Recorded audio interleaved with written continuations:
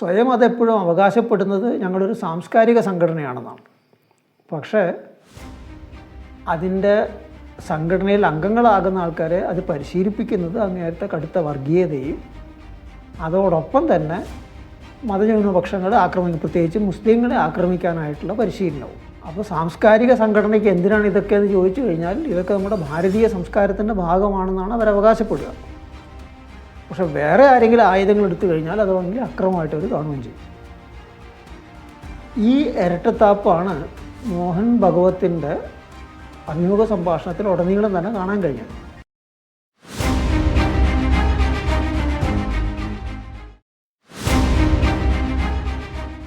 കുറേ നൂറ്റാണ്ടുകൾക്ക് ശേഷം ഇന്ത്യ മഹാരാജ്യത്തിന് ഒരു ചക്രവർത്തിയെ കിട്ടിയിരിക്കുകയാണ്. ഏറ്റവും അവസാനമായിട്ടുണ്ടായിരുന്ന ചക്രവർത്തി അത് പേരിന് മാത്രമായിരുന്നു ആ പദം. മുഗൾ ചക്രവർത്തിയുടെ അവസാനത്തെ കണ്ണിയായ ബഹദൂർ ഷാ. പക്ഷെ ഇപ്പോഴങ്ങനെയല്ല. ഇപ്പോഴുള്ള ചക്രവർത്തി എന്ന് പറയുമ്പോൾ ലക്ഷക്കണക്കിന് അംഗങ്ങളുള്ള ഒരു സംഘടനയുടെ പിൻബലത്തോടുകൂടി ഇന്ത്യൻ ഭരണയന്ത്രത്തിൻ്റെ തലപ്പത്തിരിക്കുന്ന ആളാണ്. അപ്പോൾ ചക്രവർത്തിമാർക്ക് ചില ചിട്ടകളൊക്കെ ഉണ്ട്. അവരെ കാണാൻ പോകുന്ന ആൾക്കാർ പാലിക്കേണ്ട ചില മര്യാദകളൊക്കെ ഉണ്ട്. അതാണ് ഇപ്പോൾ ഡൽഹി IIT-യിൽ വിദ്യാർത്ഥികൾക്ക് ഡിഗ്രി കൊടുക്കാനായിട്ട് പോയപ്പോൾ ചക്രവർത്തിയുടെ മുമ്പിൽ എങ്ങനെ കുനിഞ്ഞു നിൽക്കണം എന്ന് വരെയാണ് ആ വിദ്യാർത്ഥികളെ പഠിപ്പിച്ചത്. അപ്പം അങ്ങനെ അങ്ങേയറ്റം ആഭാസകരമായ ജാതിജന്മിത്തത്തിൻ്റെ ശീലങ്ങൾ ഒരു വശത്ത് യുവജനങ്ങളുടെ മേടെ അടിച്ചേൽപ്പിക്കുമ്പോഴാണ് മറുവശത്ത് ഇതേ സംഘടനയിൽ നിന്നുള്ള അംഗമായി വന്ന ആളാണ് ഇപ്പോൾ തലപ്പത്തിരിക്കുന്ന ഈ ചക്രവർത്തി. ഇതേ സംഘടനയുടെ തന്നെ തലപ്പത്തുള്ള ആൾ നല്ല മുത്തച്ഛനായി സൗമ്യമായി കുട്ടികളായിട്ട് ചിരിച്ചും കളിച്ചൊക്കെ സമയം ചെലവിടുന്ന കുട്ടികളുടെ സംശയങ്ങൾക്കൊക്കെ മറുപടി പറയുന്ന രൂപത്തിൽ ബോംബെയിൽ പ്രത്യക്ഷപ്പെട്ടു. അതായിരുന്നു നമ്മളിപ്പോൾ കണ്ടത്. അപ്പോൾ ഈ ഒരു ഇരട്ടത്താപ്പ് ഇത് ആ സംഘത്തിൻ്റെ തുടക്കം മുതലേ ഉള്ളൊരു കാര്യമാണ്. സ്വയം അതെപ്പോഴും അവകാശപ്പെടുന്നത് ഞങ്ങളൊരു സാംസ്കാരിക സംഘടനയാണെന്നാണ്. പക്ഷേ അതിൻ്റെ സംഘടനയിൽ അംഗങ്ങളാകുന്ന ആൾക്കാരെ അത് പരിശീലിപ്പിക്കുന്നത് അങ്ങേയറ്റത്തെ കടുത്ത വർഗീയതയും അതോടൊപ്പം തന്നെ മതന്യൂനപക്ഷങ്ങളെ പ്രത്യേകിച്ച് മുസ്ലിങ്ങളെ ആക്രമിക്കാനായിട്ടുള്ള പരിശീലനവും. അപ്പോൾ സാംസ്കാരിക സംഘടനയ്ക്ക് എന്തിനാണ് ഇതൊക്കെയെന്ന് ചോദിച്ചു കഴിഞ്ഞാൽ ഇതൊക്കെ നമ്മുടെ ഭാരതീയ സംസ്കാരത്തിൻ്റെ ഭാഗമാണെന്നാണ് അവർ അവകാശപ്പെടുക. പക്ഷെ വേറെ ആരെങ്കിലും ആയുധങ്ങൾ എടുത്തു കഴിഞ്ഞാൽ അത് വേണമെങ്കിൽ അക്രമമായിട്ട് അവർ കാണുകയും ചെയ്യും. ഈ ഇരട്ടത്താപ്പാണ് മോഹൻ ഭഗവത്തിൻ്റെ അഭിമുഖ സംഭാഷണത്തിൽ ഉടനീളം തന്നെ കാണാൻ കഴിഞ്ഞത്. പക്ഷേ ചോദ്യങ്ങളൊക്കെ വളരെ കൃത്യമായിട്ടുള്ള കൃത്യം ചോദ്യങ്ങളായിരുന്നു. യുവജനങ്ങളുടെ മനസ്സിൽ നിറഞ്ഞു നിൽക്കുന്ന പല ചോദ്യങ്ങളൊക്കെ തന്നെയാണ് ചോദിച്ചേക്കണത്. അതിൻ്റെ മറുപടിയാണ് ശ്രദ്ധിക്കേണ്ടത്. ഉദാഹരണത്തിന് ഈ പ്രതിഷേധിക്കുന്ന ആൾക്കാരെ ദേശദ്രോഹികളായിട്ടൊക്കെ വിശേഷിപ്പിക്കുന്നത് ശരിയാണോ എന്നൊരു ചോദ്യത്തിന് മറുപടിയായിട്ട് പറഞ്ഞത് അവർ ദേശദ്രോഹികളൊന്നും അല്ല, മാത്രമല്ല അവരെ ഞാൻ പൂർണ്ണമായിട്ടും വിശ്വസിക്കും. കൂട്ടത്തിൽ ഇതും കൂടി പറഞ്ഞു, പ്രതിഷേധിക്കുന്നത് ഒരിക്കലും തെറ്റല്ല, അതും ചർച്ചയുടെ ഒരു രീതിയാണ്. അപ്പോൾ അതുകൊണ്ട് ആരെങ്കിലും പ്രതിഷേധിച്ചതിൻ്റെ പേരിൽ കുറ്റപ്പെടുത്താൻ പറ്റില്ല. പക്ഷേ പ്രതിഷേധം എപ്പോഴും വിഭജനത്തെ അല്ല സമന്വയത്തെയാണ് ലക്ഷ്യം വയ്ക്കേണ്ടത്. അവസാനമായിട്ട് നമുക്കൊരു സമന്വയത്തിലാണ് എത്തിച്ചേരേണ്ടത്. നമുക്ക് കേൾക്കുമ്പോൾ വളരെ നല്ലൊരു കാര്യം, കയ്യടി ഗംഭീരമായിട്ടുണ്ടായി. പക്ഷേ ഇത് പറയുമ്പോൾ തന്നെ ജാർഖണ്ഡിൽ അവിടെ ഒരു യുവജന പ്രക്ഷോഭം നടക്കുന്നുണ്ട്, ഇപ്പോഴും നടന്നുകൊണ്ടിരിക്കുകയാണത്. ഏറെക്കുറെ സമാനമായ വിഷയമാണ്. ജന്തർ മന്ദറിൽ നടന്ന പ്രക്ഷോഭത്തിന് സമാനമായ വിഷയങ്ങളാണ് അവിടെയും ഉന്നയിച്ചിരിക്കുന്നവരും. അത് അവിടുത്തെ പബ്ലിക് സർവീസ് കമ്മീഷൻ്റെ പരീക്ഷയിലും നടത്തിപ്പിലും മറ്റൊക്കെ ഉണ്ടായിട്ടുള്ള പ്രശ്നങ്ങളാണ് അവർ ഉന്നയിച്ചിരിക്കുന്നത്. അപ്പോൾ ആ പ്രക്ഷോഭത്തിന് ഈ സംഘി അനുകൂല സംഘടനകൾ ജന്തർ മന്ദിറിൽ നടന്ന പ്രക്ഷോഭത്തിന് വിരുദ്ധമായി ഇതാണ് ശരിയായ മര്യാദയോടുകൂടി സാംസ്കാരിക ബോധം കൈവിടാതെ ഭാരതീയമായ രീതികൾ സ്വീകരിച്ചുകൊണ്ട് സമാധാനപരമായി നടക്കുന്ന പ്രക്ഷോഭം എന്നൊക്കെ പറഞ്ഞ് ചിത്രീകരിക്കാനാണ് ശ്രമിച്ചത്. എന്താണിപ്പോൾ ഇതിൽ ഭാരതീയത അല്ലെങ്കിൽ ഇതിൻ്റെ ഒരു സാംസ്കാരിക തലമെന്ന് ചോദിച്ചു കഴിഞ്ഞാൽ അത് വ്യക്തമാക്കാൻ അവർ സ്വീകരിച്ച രീതി എന്താണെന്ന് പറഞ്ഞു, ഇവിടെ ജുനൈഡുമാരെ വേണ്ട എന്നുള്ളതാണ്. ജുനൈഡുകാരെയും വേണ്ട, അവരുടെ ബിരിയാണിയും വേണ്ട. നല്ല ഹിന്ദു വീടുകളിൽ പാചകം ചെയ്ത ഭക്ഷണം മാത്രമേ ഇവിടെ എത്തൂ എന്ന് പറയുമ്പോൾ ഒരു വശത്ത് പ്രക്ഷോഭത്തിൻ്റെ ലക്ഷ്യം, പ്രതിഷേധത്തിൻ്റെ ലക്ഷ്യം സമന്വയമാണെന്ന് പറയുക, മറുവശത്ത് ഒരു പ്രക്ഷോഭത്തിനെ വർഗീയവൽക്കരിക്കാനായിട്ട് ബോധപൂർവ്വം ശ്രമിക്കുക. അതിനവർ പഠിച്ച പണി എന്തായിരുന്നു എന്ന് വെച്ച് കഴിഞ്ഞാൽ, പ്രയോഗിച്ച വിദ്യ എന്താണെന്ന് വെച്ച് കഴിഞ്ഞാൽ, ഇൻ്റർനെറ്റിലും അല്ല ഇൻസ്റ്റാഗ്രാമിലും മറ്റൊക്കെ ഇൻഫ്ലുവൻസർ ആയിട്ടുള്ളൊരു വ്യക്തി വന്നിട്ട് ആൾക്കൂട്ടത്തെ അഭിസംബോധന ചെയ്ത് സംസാരിക്കുന്ന പോലെ നമുക്ക് ജുനൈദിനെ വേണ്ടല്ലോ, വേണ്ട എന്ന് അയാൾ തന്നെയാണ് മറുപടി പറയുന്നത്. നമുക്ക് ബിരിയാണി വേണ്ടല്ലോ, വേണ്ട അയാൾ തന്നെയാണ് മറുപടി പറയുന്നത്. പക്ഷേ ഇത് കുറച്ചങ്ങോട്ട് ചെന്ന് കഴിഞ്ഞപ്പോഴത്തേക്കും അവിടുത്തെ യഥാർത്ഥ വിദ്യാർത്ഥികൾ, പ്രക്ഷോഭത്തിന് വന്ന വിദ്യാർത്ഥികളെ അയാളെ വളഞ്ഞ് നിർത്തുകയും അയാൾ ആരാണെന്ന് ചോദിക്കുകയും വിദ്യാർത്ഥിയാണെങ്കിൽ അയാളുടെ ID കാർഡ് കാണിക്കാനായിട്ട് ആവശ്യപ്പെടുകയും അതൊന്നും ഇല്ലയെന്ന് കണ്ടപ്പോൾ അയാൾ അവിടെ നിന്ന് പറഞ്ഞു വിടുകയാണ് ചെയ്യുന്നത്. ആ പ്രക്ഷോഭത്തിൽ പങ്കാളികളാകാനും പ്രശ്നങ്ങൾ സൃഷ്ടിക്കാനും സംഘികൾ ബീഹാറിൽ നിന്നും അതുപോലെ തന്നെ ബംഗാളിൽ നിന്നും ട്രക്ക് കണക്കിനാണ് യുവജനങ്ങളെ കൂട്ടിക്കൊണ്ടുവന്നത്. അങ്ങനെ കൂട്ടിക്കൊണ്ടുവന്ന് യുവാക്കളായിട്ട് ഒരു പത്രപ്രവർത്തകൻ, ഒരു മാധ്യമപ്രവർത്തകൻ സംസാരിക്കുന്നുണ്ട്, ചോദിക്കുന്നുണ്ട്, നിങ്ങൾ എന്തിനാണ് വന്നത് പ്രക്ഷോഭത്തിൽ പങ്കെടുക്കുന്നത്, എന്താണ് പ്രക്ഷോഭത്തിൻ്റെ വിഷയം? അത് പ്രശ്നമുണ്ട്, അതുകൊണ്ടാണ് ഞങ്ങൾ വന്നത്. എന്താ വിഷയം? അത് വിഷയമുണ്ട്, എന്താണെന്ന് അവർക്ക് അറിയില്ല. അപ്പോൾ നിങ്ങൾക്ക് വരാനുള്ള ചിലവൊക്കെ ആരാ വഹിച്ചത്? അതൊക്കെ സംഘടന, BJP സംഘടന വഹിച്ചിട്ടുണ്ട്. BJP ആണോ? അതാ BJP. ശരി, ഇതാണ് അവസ്ഥ. അപ്പോൾ ഈ ഇരട്ടത്താപ്പ് ഈ ഒരു കാര്യത്തിൽ നമ്മൾ കാണുമ്പോൾ, അതുപോലെ തന്നെ ആ സംവാദത്തിൽ വന്നൊരു വേറൊരു ചോദ്യമായിരുന്നു വിദ്യാഭ്യാസം. വിദ്യാഭ്യാസ രംഗത്തിൻ്റെ ശോചനീയ അവസ്ഥയെക്കുറിച്ച് ചോദ്യം വരുന്നു. ലക്ഷക്കണക്കിന് സ്കൂളുകളിൽ അധ്യാപകരില്ല, അങ്ങേയറ്റം മോശമാണ് അവിടുത്തെ. പെൺകുട്ടികളെ പഠിപ്പിക്കണമെന്ന് പറയുന്നു, പക്ഷേ എത്രയോ സ്കൂളുകളിൽ പെൺകുട്ടികൾക്ക് ഉപയോഗിക്കാൻ കഴിയുന്ന, സ്വകാര്യമായിട്ട് ഉപയോഗിക്കാൻ കഴിയുന്ന ശൗചാലയങ്ങളില്ല. പിന്നെ ആരാണ് പെൺകുട്ടികളെ അങ്ങോട്ട് പറഞ്ഞു വിടുക എന്നൊക്കെയാണ് ചോദ്യം. അപ്പോൾ അതിന് കൃത്യമായിട്ടും അത് ശരിയാണ്, പ്രശ്നങ്ങളൊക്കെ പരിഹരിക്കേണ്ടതാണ് എന്നൊക്കെ കാരണവർ പറയുന്നുണ്ട്.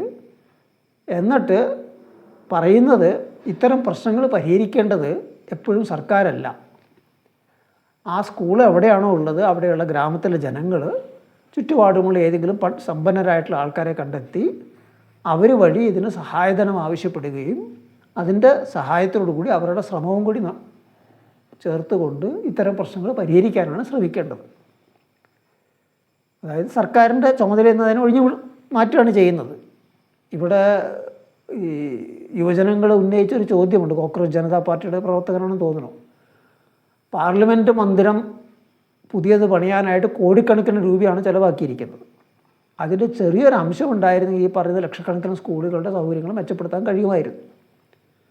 അപ്പോൾ എന്തിനു വേണ്ടി പണം ചിലവാക്കണം എന്നൊരു നയപരമായ തീരുമാനമാണ് യഥാർത്ഥ പ്രശ്നം, അല്ലാതെ അതിനാവശ്യമായിട്ടുള്ള പണം ഇല്ലാത്തതല്ല എന്ന് വ്യക്തം. ആ ചോദ്യം ഈ സംവാദത്തിൽ, മോഹൻ ഭാഗവതായിട്ടുള്ള സംവാദത്തിൽ ആ ചോദ്യം ഉന്നയിച്ച യുവാവും ഉദ്ദേശിച്ച കാര്യം അത് തന്നെയാണ്. പക്ഷെ വളരെ സമർത്ഥമായിട്ട് മറുപടി പറയുന്നത് എങ്ങനെയാണ്, നിങ്ങൾ ശ്രമിച്ചെങ്കിൽ ഈ പ്രശ്നം പരിഹരിക്കാൻ പറ്റും. ഇനി ഈ നിങ്ങൾ ശ്രമിച്ചാൽ പ്രശ്നം പരിഹരിക്കാൻ പറയുമ്പോൾ നമ്മളൊന്ന് മനസ്സിലാക്കേണ്ടതുണ്ട്, RSS സംഘികൾ ഏതാണ്ട് 13,000 സ്കൂളുകൾ നടത്തുന്നുണ്ട്, വിദ്യാഭാരതി സ്കൂളുകൾ.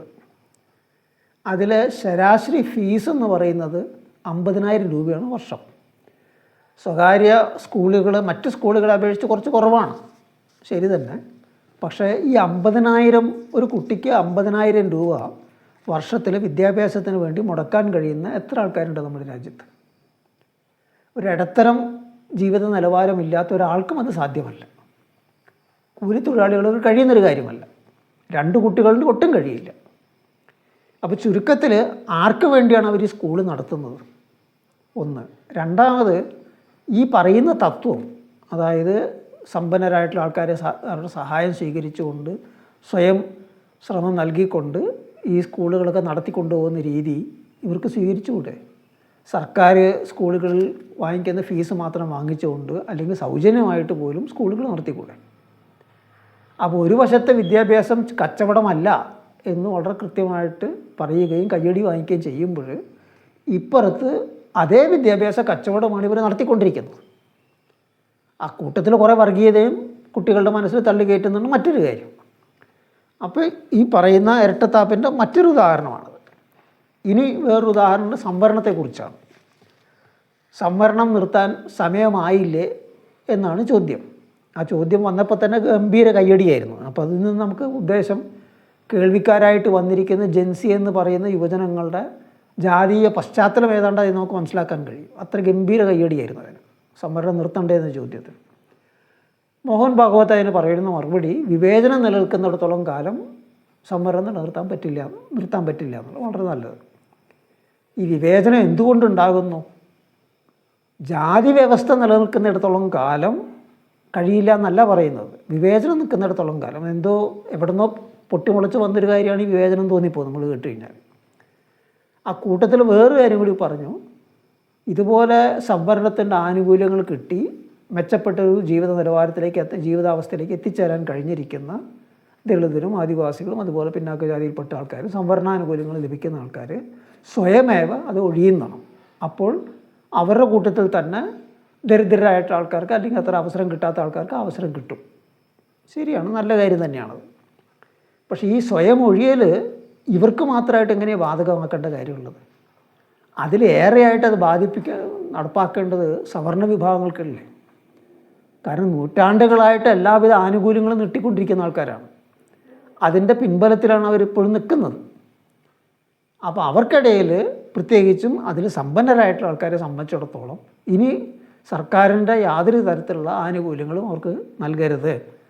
വിദ്യാഭ്യാസ രംഗത്തായാലും ശരി, തൊഴിലിൻ്റെ രംഗത്തായാലും ശരി, സർക്കാർ ജോലികളുടെ കാര്യത്തിലായാലും ശരി, ഒരു കാരണവശാലും അവർക്ക് അവിടെ പ്രവേശനം നൽകരുത് എന്ന് പറഞ്ഞുകൊണ്ട് ഈ പറയുന്ന സവർണരിൽ തന്നെയുള്ള ദരിദ്രർക്ക് ഉപകരിക്കുന്ന കാര്യമാണല്ലോ അത്. എന്തുകൊണ്ട് അത് പറയാത്തത്? അപ്പം ഈ മർദ്ദിത ജാതികൾക്ക് അല്ലെങ്കിൽ ആദിവാസികൾക്ക് മാത്രം ബാധകമായിട്ടുള്ളൊരു നീതിബോധം എന്ന് പറയുന്നത് അതെന്ത് നീതിബോധമാണ്? സംശയം വേണ്ട, അതാണ് ബ്രാഹ്മണ്യ നീതിബോധം. വളരെ ന്യായമായ കാര്യമാണ് പറയുന്നത്. എല്ലാവരുടെയും കാര്യങ്ങൾ പരിഗണിച്ചിട്ടാണ് സംസാരിക്കുന്നത്. സമന്വയത്തിൻ്റെ ഭാഷയാണെന്നൊക്കെ നടിക്കുമ്പോൾ തന്നെ അതെപ്പോഴും അതിൻ്റേതായിട്ടുള്ള സങ്കുചിത താല്പര്യങ്ങൾ കാത്തു രക്ഷിക്കുന്നു. അതുതന്നെയാണ് സംഘികളെക്കാളും ചെയ്തിരിക്കുന്നത്, ഇപ്പോഴും ചെയ്തുകൊണ്ടിരിക്കുന്നത്. തൊഴിലില്ലായ്മയെക്കുറിച്ച് ഭഗവത്തിന് പറയാനുള്ളത് സ്വയം സംരംഭത്വമാണ്. അതിനൊരു ഉദാഹരണമായിട്ട് പറയുന്നത് മുറുക്കാൻ കച്ചവടക്കാരനാണ്. മുറുക്കാൻ കച്ചവടം നടത്തി വലിയ സമ്പന്നനായി പോലും. അതേപോലെ നമ്മൾ സ്വയം സംരംഭത്വം നടത്തണം. അപ്പോൾ കഷ്ടപ്പെട്ട് പഠിച്ച് അതും പോരാത്ത എൻട്രൻസ് എന്ന് പറഞ്ഞാൽ അനാവശ്യമായിട്ടുള്ള ആ കടമ്പ കടക്കാൻ വേണ്ടി കുറേയധികം പണം ചിലവാക്കി കോച്ചിങ്ങിന് പോയി അതിനുവേണ്ടി കഷ്ടപ്പെട്ട് പഠിച്ച് അവസാനം എവിടെയെങ്കിലും പ്രവേശനം കിട്ടി ലക്ഷങ്ങൾ മുടക്കി പഠിച്ച് 4-5 വർഷം അതിനുവേണ്ടി വരുന്നൊരു വ്യക്തി, ഒരു യുവാവ് അല്ലെങ്കിൽ യുവതി, അവർ എന്ത് സ്വയം സംരംഭത്വം ചെയ്യണമെന്നാണ് ഇങ്ങനെ പറയണത്? മുറുക്കാൻ കച്ചവടം നടത്തണം. അങ്ങനെ ഇതിനൊന്നും പോകാതെ തുടങ്ങിയാൽ മതിയല്ലോ. അപ്പോൾ പിന്നെ എന്തിനാണ് ഇത്രമാത്രം പുതിയ കോളേജുകൾ തുടങ്ങുന്നത്? എന്തിനാണ് ഈ എൻട്രൻസ് പരീക്ഷയും മറ്റൊക്കെ കടമ്പ കെട്ടിവയ്ക്കുന്നത്? അപ്പോൾ യഥാർത്ഥത്തിൽ തൊഴിലില്ലായ്മയുടെ അടിസ്ഥാന കാരണങ്ങൾ ഇവിടെ നടപ്പാക്കിക്കൊണ്ടിരിക്കുന്ന ജനവിരുദ്ധമായ നയങ്ങൾ അതിലൊന്നും സ്പർശിക്കാതെ, സ്വകാര്യവൽക്കരണം ഉൾപ്പെടെയുള്ള കാര്യങ്ങൾ സ്പർശിക്കാതെ, പൊതുമേഖലയുടെ നശിപ്പിച്ചുകൊണ്ടിരിക്കുന്ന ഇല്ലാതാക്കിക്കൊണ്ടിരിക്കുന്ന കാര്യങ്ങൾ പരാമർശിക്കാതെ വീണ്ടും വിഷയം അങ്ങോട്ട് തിരിച്ചു വിടുന്നത്, യഥാർത്ഥ ഉത്തരവാദികളെ മറച്ചു വച്ചിട്ട് വേറെ ദിശയിലേക്കാണ് തിരിച്ചു വിടുന്നത്. അതാണ് സംഘികളുടെ ഇരട്ടത്താപ്പിൻ്റെ മറ്റൊരു സ്വഭാവം. ഇനി അവസാനമായിട്ട് നമുക്ക് നോക്കേണ്ടത് എന്താണ് ഇപ്പോൾ ഇത്ര തിരക്കിട്ട് ഈ ജൻസികളായിട്ടുള്ള സംവാദം, ഇൻസ്റ്റാഗ്രാമിൽ മോഡിയുടെ റീൽസ്, ഇതിൻ്റെയൊക്കെ പുറകിലുള്ള കാര്യം എന്താണ്? പ്രധാന കാര്യം അവരുടെ അടിത്തറ ഇളകുന്നു എന്നുള്ളതാണ്. കാരണം ഈ ജൻസി ആയിട്ട് ജന്തർ മന്ദിറിലൊക്കെ വന്ന ഒരു വലിയൊരു വിഭാഗം ഈ പരിപാടിയിൽ പങ്കെടുത്തവരും നമുക്ക് ഈ സംവാദത്തിൽ പങ്കെടുത്തവരൊക്കെ തന്നെ ഈ പറയുന്ന സവർണ മധ്യവർഗത്തിൽ നിന്ന് വരുന്ന ആൾക്കാരാണ് ഭൂരിപക്ഷം. അവർ മാത്രമല്ല, അവർ ഭൂരിപക്ഷം അതാണ്. ആ അടിത്തറ ആണ് കുറച്ച് കാലമായിട്ട് സംഘികളുടെ അവരുണ്ടാക്കിയിരിക്കുന്ന BJP ഉൾപ്പെടെയുള്ള സകല പ്രസ്ഥാനങ്ങളുടെയും അടിത്തറ, സാമൂഹിക അടിത്തറ. അവിടെയാണ് ഇപ്പോൾ വിള്ളൽ വീണിരിക്കുന്നത്. കാരണം ജന്തർ മന്ദർ പ്രക്ഷോഭത്തിൽ വെറും മോഡിയും അമിത്ഷായും മറ്റേ രാജിവെച്ച് പോയ മന്ത്രിയുടെയും മാത്രം പ്രശ്നമൊന്നുമല്ല, വർഗീയതയ്ക്കെതിരെയുള്ള മുദ്രാവാക്യം ഉയർത്തുന്നുണ്ടായിരുന്നു. ഈ വർഗീയ അടിസ്ഥാനത്തിൽ ജനങ്ങളെ വിഭജിക്കാനുള്ള ശ്രമങ്ങൾക്കെതിരെ മുദ്രാവാക്യം വിളിക്കുന്നുണ്ടായിരുന്നു. ജനങ്ങളുടെ ശ്രദ്ധ തിരിച്ചുവിടാണ് ഇതൊക്കെ ചെയ്യുന്നത്, യഥാർത്ഥ വിഷയങ്ങളാണ് അതല്ല എന്നുള്ള നിലപാട് ഉയർന്നു വരുന്നുണ്ടായിരുന്നു. അത് തന്നെയാണ് ജാർഖണ്ഡിലും കണ്ടത്.